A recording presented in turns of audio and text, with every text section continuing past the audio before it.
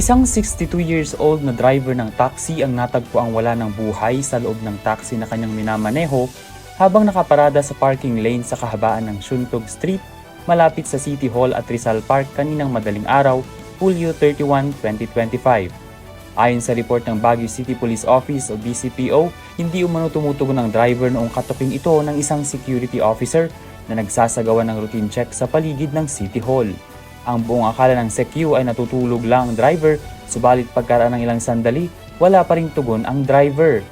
Kaya agad na tinawagan ng gwardya ang mga tauhan ng Baguio City Emergency Medical Service na nagdeklara na patay na ang lalaki ng alas 6:41 ng umaga.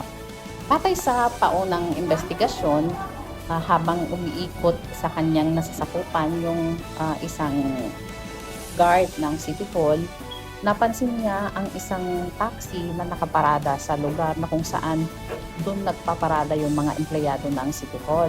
So pumatok siya sa harapan ng pintuan at napansin niyang tila natutulog yung driver. Ngunit nung ginigising niya ito, hindi naman siya gumigising. Walang tugon ito. Dahil dito, agad siyang tumawag ng emergency medical services.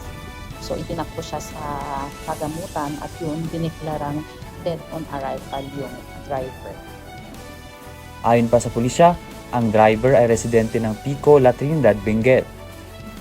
Sinalaysay naman ng asawa nito na pinigilan daw niyang magbiyahe muna, subalit tumuloy pa rin. Binanggit din nito na nagkaroon ng bahagyang stroke ang kanyang asawa noong taong 2021 at umiinom ito ng gamot para sa mataas na presyon ng dugo simula noon. Hindi na rin umano pumayag ang pamilya na magsagawa ng autopsy sa naturang biktima. Mula dito sa Baguio City, Ben Pongsila para sa Mata ng Agila, Northern Luzon, matatag, matapang, matapat.